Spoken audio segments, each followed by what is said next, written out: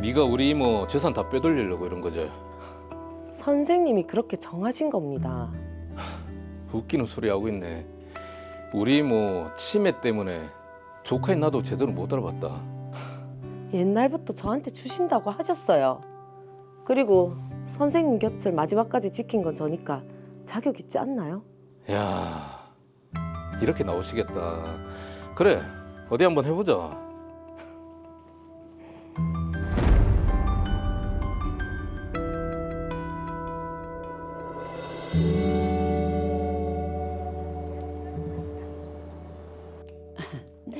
제가 나이도 있고 하다 보니까 미리 유언에 대한 공정을 받고 싶어서 찾아왔습니다. 그 유언장은 작성해 오셨습니까? 이모가 전 재산을 한국 무용계 발전을 위한 공익재단 설립에 기부하겠다는 내용입니다. 자필로 쓰신 거 맞고요. 네, 제가 직접 작성했습니다. 네, 공정하겠습니다. 국민 무용가로 춤과 예술에만 헌신했던 이모는 전 재산을 기부하겠다며 공중 유언을 남겼습니다. 그런데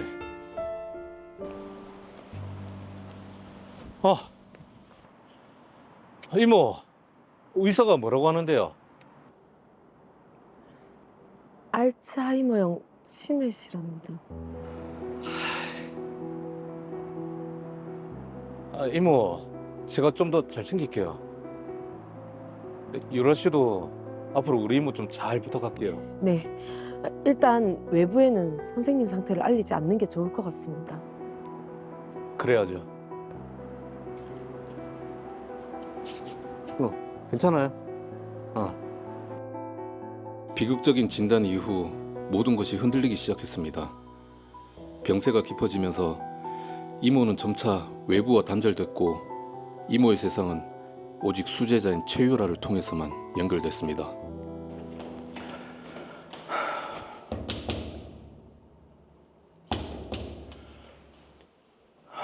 아무도 없나? 최유라는 전화도 안 받고. 이모 상태가 점점 안 좋아지는 것 같은데 어떻게 만날 방법이 없노? 안 되겠다. 내일 다시 와봐야겠다. 걱정되시겠네요. 이제 간 것 같네.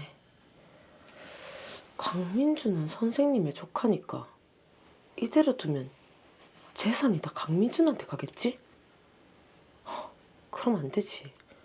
선생님 수발을 든 건 난데 안 되지. 목적이 있었군요. 선생님, 나의 전 재산을 나를 헌신적으로 돌봐준 최유라에게 유증한다.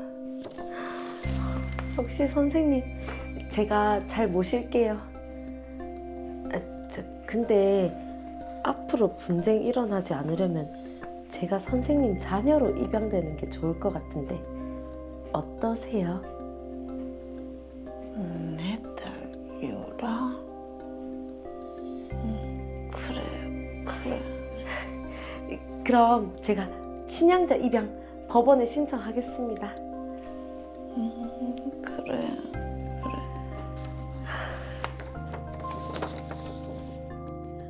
1년 뒤 최유라의 입양 허가가 떨어졌고 수제자였던 최유라는 법적으로 이모의 유일한 자녀이자 제1순위 상속인이 되었습니다. 그리고 5년 후 이모는 세상을 떠났습니다. 아니, 최유라 네가 왜 1순위 상속인이 되냐고. 제가 선생님 자녀로 입양된 거 모르셨어요? 아픈 이모를 어떻게 꼬셨나 본데. 무슨 말을 그렇게 하세요? 저는 선생님 건강을 위해서. 그래서 하나밖에 없는 혈육인 나도 못 만나게 한 거가. 그땐 병세가 심하셔서. 나는 인정 못한다.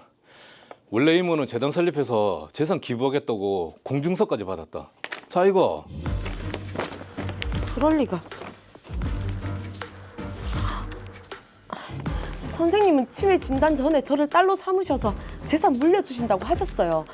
그리고 제가 15년 동안 헌신한 거 고맙다고 하시면서 딸로 입양도 해주신 거고요. 이모 중증 치매 때문에 사리 분별도 안 되는데 니를 입양하는데 동의를 했다고. 세상 누가 그 말을 믿겠노? 어쨌든 저는 법적으로 이제 딸이 됐으니까 재산은 제가 상속받는 게 맞죠. 여기 버젓이 공증받은 유언장이 있는데 무슨 소리 하는데? 계속 네가 이렇게 나오면 소송하는 수밖에 없다. 어디 마음대로 해보세요.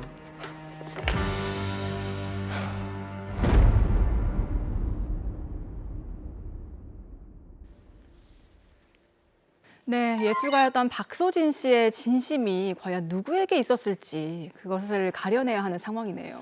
그렇습니다. 지금 하나뿐인 혈육인 조카 강민준이냐 아니면 15년간 돌봐준 수제자 최유라냐. 네. 유산은 120억이고요. 이거 누구 편을 들기가 좀 힘드네요.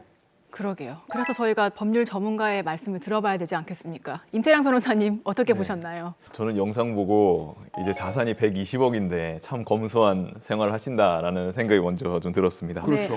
네, 그 사안만 봤을 때는 참으로 법리적으로 매우 안타깝고 법리적으로 첨예한 사안입니다. 유산이 120억 원이나 되다 보니까 양측의 주장이 팽팽히 맞설 수밖에 없어 보입니다. 법원은 조카 강민준 씨가 제시하는 공익재단 설립 공증유언과 수제자 최유라 씨가 주장하는 전재산 유증, 자필 유언, 그리고 친양자 입양이라는 상반된 증거들 속에서 망인의 의사 능력이 온전했던 시점의 의사와 쇠퇴한 이후의 법률 행위를 면밀히 구분하여 상속의 향방을 결정하게 될 것으로 보입니다. 네, 고령의 자산가가 정말 유언으로 남긴 공증, 또 그리고 치매 상태에서 이루어진 친양자 입양의 효력, 정말 이 둘 사이에서 첨예한 다툼이 일어날 것 같습니다. 네, 정확히 보셨습니다. 조카 강민준 씨와 친양자 최유라 씨의 주장은 법적으로 완전히 양립할 수 없는 내용입니다. 따라서 법원은 여러 가지 핵심 쟁점들을 순차적으로 심리하여 상속권의 귀속을 판단하게 될 것입니다. 크게 세 가지 정도가 될 것으로 보이는데요. 네. 첫째, 2018년에 이루어진 친양자 입양의 유효성입니다. 입양 당시 망인에게 온전한 의사 능력이 있었는지가 관건이 될 것으로 보입니다. 자, 일단 입양의 유효성이 첫 번째 쟁점이고 두 번째, 세 번째는 어떻게 되죠? 네, 두 번째 쟁점은 서로 내용이 다른 2014년 공증유언과 2017년 자필유언 중 어느 유언이 우선하는지 그 효력 우위를 가리는 문제입니다. 네. 셋째로는 위 쟁점들의 결과에 따라 상속에서 배제된 일방이 주장할 수 있는 유류분 반환 청구의 가능성입니다. 이 세 가지 쟁점이 어떻게 결론 나냐에 따라 120억 원 유산의 향방이 완전히 달라질 것입니다. 자, 그러게요. 하나씩 한번 따져보도록 하겠습니다. 자, 첫 번째로 말씀하신 게 친양자 입양의 유효성인데 이건 어떤 부분이 문제가 될까요? 예, 가장 핵심이 되는 쟁점은 친양자 입양 당시 망인에게 의사 능력이 있었는지 여부입니다. 예. 의사 능력이 없는 상태에서 한 법률 행위는 원칙적으로 무효죠. 특히 친양자 입양은 일반 입양과 달리 입양 전의 친족 관계가 완전히 종료되는 매우 강력한 신분 병동을 가져옵니다. 즉 최유라 씨가 친양자가 되는 순간 최유라 씨가 망인의 유일한 자녀이자 제1순위 상속인이 되는 것입니다. 따라서 법원은 2018년 입양 당시 망인이 치매의 영향으로 이러한 중대한 법적 효과를 이해하고 진정으로 동의할 능력이 있었는지를 엄격히 심리했을 것으로 보입니다. 네.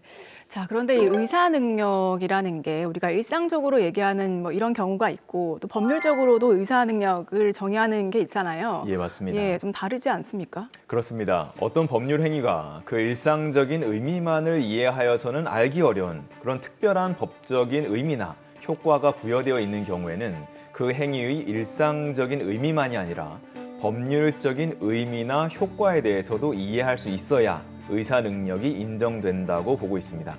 그렇다면 이 박소진 씨가 입양의 의미, 그러니까 법률적으로 의미를 알고 효과까지 알고 입양을 했느냐 아니냐, 그게 가장 중요하다는 말인데 네. 아무래도 전문가인 의료진의 판단이 중요하지 않을까요? 네, 그렇죠. 근데 저희가 이와 유사한 사안을 처리하다 보면 의뢰인분들이 자주 묻는 질문이 있거든요.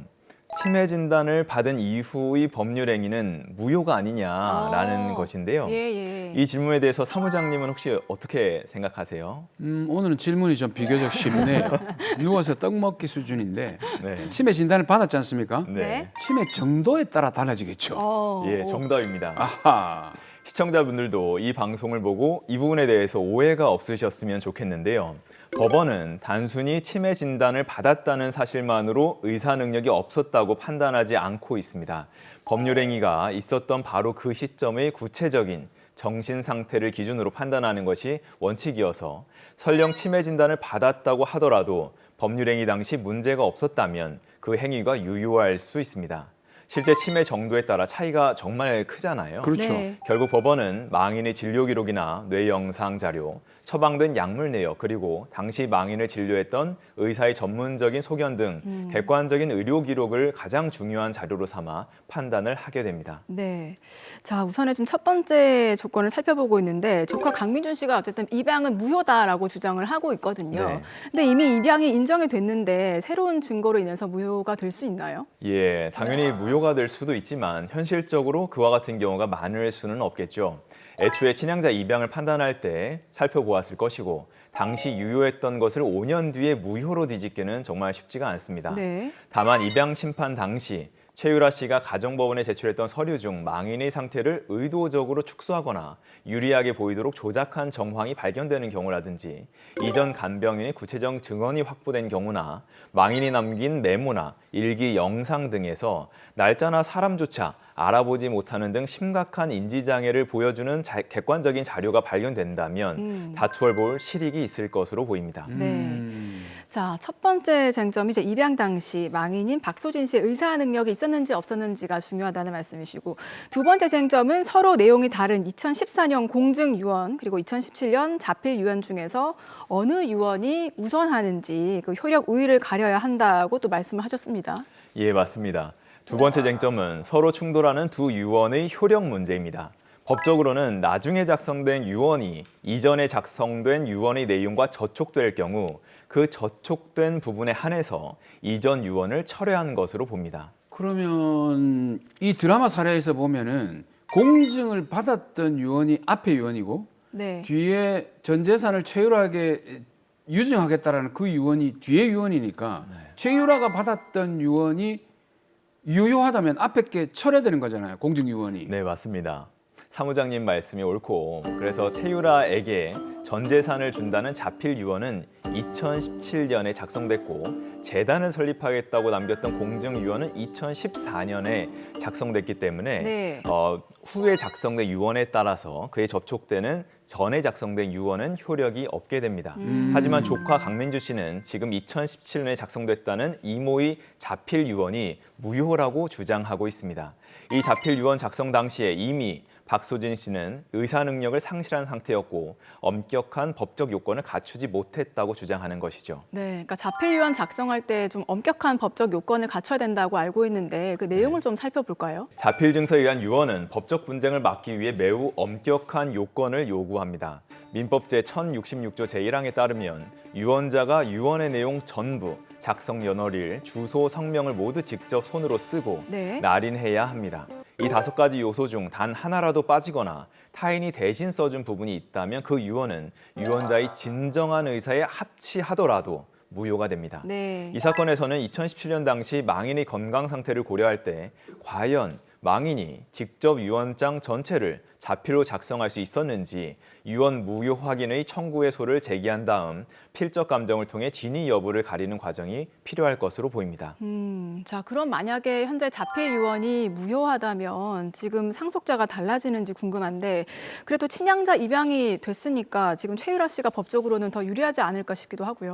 예, 만약 2017년 자필 유언이 의사능력 흠결이나 방식의 위배로 무효가 된다면 법적으로는 처음부터 존재하지 않았던 것이 됩니다. 네. 따라서 무효인 유언은 2014년 공증 유언을 철회시킬 수 없습니다. 그렇다면 당연히 2014년 공증 유언의 효력이 다시 살아나게 되겠죠. 예. 망인의 유산은 최유라 씨나 조카 강민준 씨가 아닌 공증 유언의 내용대로 한국 무용계 발전을 위한 공익재단에 귀속되는 것이 원칙일 것입니다. 재산의 향방이 완전히 달라지는 것이죠. 그래서 지금 남아있는 게 최유라 씨의 입양이거든요. 예. 입양의 효과가 유효하다 하더라도 변동이 없습니까? 예, 이때에도 친양자 입양이 유효하다면 최유라 씨는 법적인 딸로서 재단에 넘어간 재산에 대해 자신의 유류분을 반환해달라고 청구할 권리가 생길 수 있습니다. 쟁점들이 서로 복잡하게 얽혀 있는 구조입니다. 자, 그런데 이게 만약에 자필 유언이 무효가 된다라고 하면 지금 최유라 씨의 친양자 입양 이것도 좀 진위를 따져봐야 하지 않을까 하는 생각이 들어요. 그 시기상. 예, 맞습니다. 예. 정말 날카로운 지적이신데요. 저도 그와 같은 말씀에 동의하는 부분이 있습니다. 2017년 자필 유언이 망인의 의사능력 부족으로 무효가 된다면 불과 1년 뒤에 이루어진 입양 역시 같은 이유로 무효가 될 가능성이 매우 높아집니다. 네. 그렇죠. 치매는 진행성 질환이잖아요. 자, 그럼 친양자 입양이 만약에 무효가 된다. 그럼 어떻게 됩니까? 예, 만약 친양자 입양까지 무효가 된다면 최유라 씨는 법적으로 완전한 타인이 됩니다. 이 경우 조카 강민준 씨 측에서는 최유라 씨가 망인 생전에 증여받은 재산에 대해 문제를 삼을 수 있을 것으로 보입니다. 유류분 반환 청구권은 차치하더라도 그 증여가 만약 최유라 씨가 망인의 재산을 관리하면서 자신의 재산으로 증여한 형태로 가지고 간 것이라면 당장 형사상 횡령죄가 문제될 여지가 있습니다. 자, 이제 세 번째 쟁점으로 가야 되는데 유류분 반환 청구의 가능성. 요거는 어떻게 되죠? 유류분 반환 청구권 하면 많이 들어보셨을 거예요. 어떻게 보면 좀 쉬운 것 같기도 하고 어려운 것 같기도 하고 이런 부분이 있는데요. 일단 유류분 반환 청구권 같은 경우에는 직계, 존속, 비속 그리고 배우자가 청구를 할 수 있습니다. 그러다 보니까 조카의 경우에는 설령 상속인으로 인정된다고 하더라도 유류분 반환 청구권 자체는 제기할 수가 없는 상황입니다. 유류분은 할 수가 없는 거네요. 자, 어쨌든 강민준 씨는 지금 조카고 그리고 최유라 씨가 법적으로 친양자 입양이 된 상태인데 그럼 기업은 주장을 할 수 있는지 궁금합니다. 네, 기여분은 공동상속인 사이의 상속재산 분할 과정에서 주장할 수 있는 권리입니다. 따라서 강민준 씨가 기여분을 주장하려면 여러 가지 전제 조건이 충족되어야 하거든요. 네. 최유라 씨의 친양자 입양이 무효가 되어야 하고 2014년 공증유언과 2017년 자필유언이 모두 무효가 되어 상속재산이 법정 상속인들에게 돌아가게 되어야 합니다. 그 결과 강민준 씨가 다른 친족들과 함께 공동상속인의 지위를 얻어야 합니다. 현재처럼 최유라 씨가 단독 상속인임을 주장하는 상황에서는 기여분 주장을 법적으로 하는 것이 불가능합니다. 자, 그런데 만약에 그러면 입양도 무효, 2017년에 그 유언도 무효가 된다면은 최유라 씨는 15년 동안 열심히 돌봤잖아요. 네. 그러면 빈손으로 뭐 떠나야 되는 건가요? 네, 정말 좋은 질문이십니다. 실제 충분히 그와 같은 의문이 생길 수 있을 것 같아요. 그런데 최유라 씨 15년간의 헌신은 도의적으로는 의미가 있지만 상속법적으로는 그 권리를 인정받기 어렵습니다. 네. 야, 좋은 질문이시라고 해놓고는 빈손으로 떠나는 얘기인데 뭔가 좀 안타깝네요. 좀 씁쓸하기도 하고. 네, 뭐 도와줄 때는 대가 없이 도와줘야지 이렇게 처음부터 돈을 노릴 목적이 있었기 때문에 그렇죠. 사필 규정인 것 같기도 하고 그렇습니다. 네, 이 사건 정리해 보겠습니다. 마지막으로 시청자분들께 한마디 남겨주시죠. 네, 오늘 사건은 건강할 때 명확하게 재산을 정리하는 것이 얼마나 중요한지를 보여주는 교훈적인 사례입니다. 유언을 남기실 계획이라면 가급적 공정증서에 의한 유언을 작성하시길 권해드립니다. 공증인이 증인 2명과 함께 유언자의 의사 능력과 유언의 진정성을 확인하며 작성하므로 사후의 자필 유언처럼 방식이나 진위 여부를 두고 다툼이 발생할 소지가 줄어듭니다. 고령이거나 지병이 있어 향후 의사 능력에 대한 분쟁이 예상된다면 유언장 작성 시점에 의사로부터 의사 능력에 대한 진단서를 받아 유언장과 함께 보관해 두는 것이 안전합니다. 자신의 소중한 재산이 진정한 뜻에 따라 쓰이고 남은 가족들이 불필요한 분쟁으로 고통받지 않도록 미리 대비하는 지혜가 필요합니다.